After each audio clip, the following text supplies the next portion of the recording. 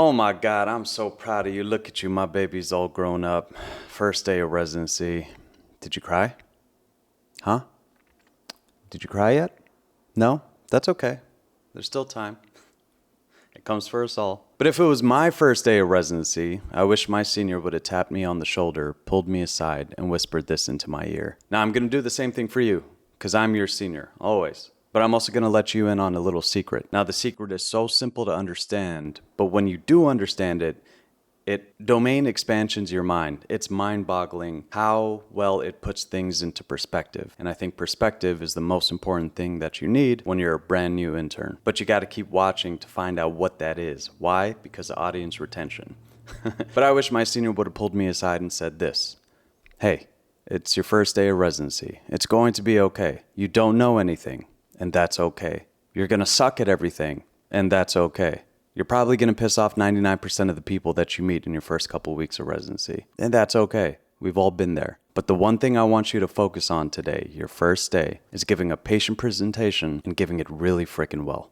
What? Sean, that's it? That's all? There's so many things I need to worry about. What are you talking about? Yes, it's as simple as that. Why? Because here's where the secret comes in. Pay attention. It's all about protecting your reputation from day one. Please understand that every single person in the hospital talks. Co-residents, your seniors, your attendings, your nurses, your case managers, even the janitors talk. Do not give them a reason to talk about you. Now, the most important thing is protecting your reputation between you and your attending. How do you do that? You give a damn good patient presentation on your first day. Be able to present a patient without skipping a beat. Know it cold, because I promise you, your attending doesn't care about how smart you are. Your attending doesn't care about your step 1, step 2 scores, your MCAT scores. They just care if you have the basics down. Can you present a patient properly? Yes, great, you got the basics down? Good, we can build from there. You're a blank canvas and you're malleable. I could build you up into what a good doctor should be. That's exactly what they're thinking. And I promise you, within the first 5 minutes of meeting you, your attending is only going to judge you based on how well you could give that patient presentation. If you go in there and you're messing up and you're fumbling, you're going to give them a reason to be like, oh God, this person is a lost cause. I can't help this person. Now, even me, I'm a full-blown attending. And even I'm not the best presenter still. I could say that with confidence. But if you're still listening, I could give you some tips to help ease the pain. Number 1, you could know you're attending. Yes, it's your first day, your first week. Everybody's brand new to you. In time, you will understand people's tendencies, behaviors, and patterns and what they prefer. That's fair. But on your very first day, you could know one simple answer to a question. Is your attending brand new to the patient list, or are you brand new to the patient list? There's a very big difference. Because your attending could have been rounding on the same set of patients just yesterday, and you're the only new thing that's added to the group. So understanding that could really put things into perspective. You could see how redundant things would get if you're starting from scratch on a list of 20 patients. Please understand that a long presentation doesn't automatically mean that it's a good presentation. In fact, the opposite is true. The more concise, straight to the point, and short you could be, the better your presentation is. Why? Because you're weeding out all the stuff that doesn't matter, and you're showing that you could do that. Now, if there's one single thing you take away from my video, let it be this. Please don't forget it. Don't ever tell your attending normal labs. Nothing will make me stop listening to you faster than you listing out normal labs for me. Nothing screams louder that you don't know what you're doing by telling me normal labs. I get it, you're nervous, your brain goes blank, and you just start from the very top and list the labs all the way till you get to the end. But that is telling me one thing, that you don't know the actual value of the labs. And I'm not talking about the actual number that pops up on the screen. I'm talking about the why behind we're getting those labs. What are we actually monitoring? Just tell me the abnormal labs, because you're telling me as a doctor what I need to fix for this patient to go home safely, because that's all your attending is thinking about. Along the lines of reading out normal labs, keep your past medical history limited to like 1, 2, maximum 3 of past medical history. Some people have 20 past medical histories.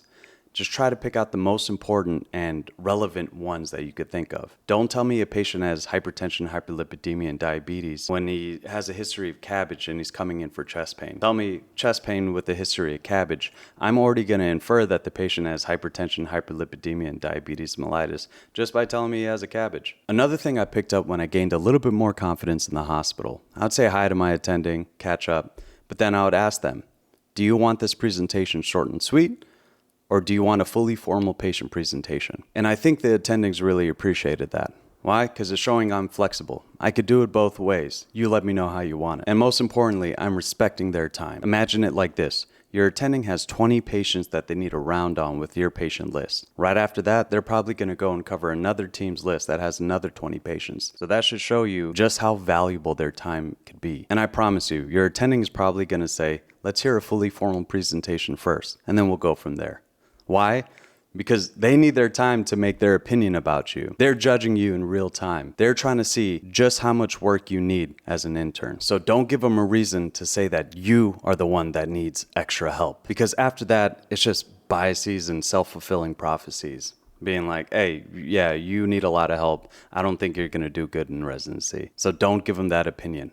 It's really hard to get rid of first impressions in residency. Now, this could be an endless list of improvements, but we don't have time for that. It's very easy to get overwhelmed in residency, especially in your first day. Just focus on giving a patient presentation really well, and that'll carry you a long way. You could practice right now and do something that I never did, but I wish I did starting out. Record yourself giving a presentation, and I promise you, you'll realize just how bad you are at it. I only know that because I make videos, and every time I watch it back, I'm like, what the hell am I saying? It sounded so much better in my head. Pay attention to how many times you zone out while you're actually listening to yourself, and clean it up from there. Your brain needs time to adjust, and it will, I promise you. But yeah, every day you could get a little better, building on that foundation. You could start understanding what happened during the last hospitalization, what their home meds are, what the consultants are saying now, and most importantly, what's stopping this patient from going home today, aka your disposition or your dispo. Just make sure from day one, the moment you step inside the hospital, you're protecting your reputation. Now, if you like this type of video and you want to see more of it, I could turn this into a little series, just practical tips that help get you through the day-to-day at residency.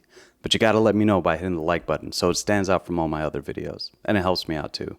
Otherwise, I wish you the best of luck. Work really hard to try and minimize that time of suffrage in your first couple months of residency. Don't forget to be yourself, and don't lose your dinosaur.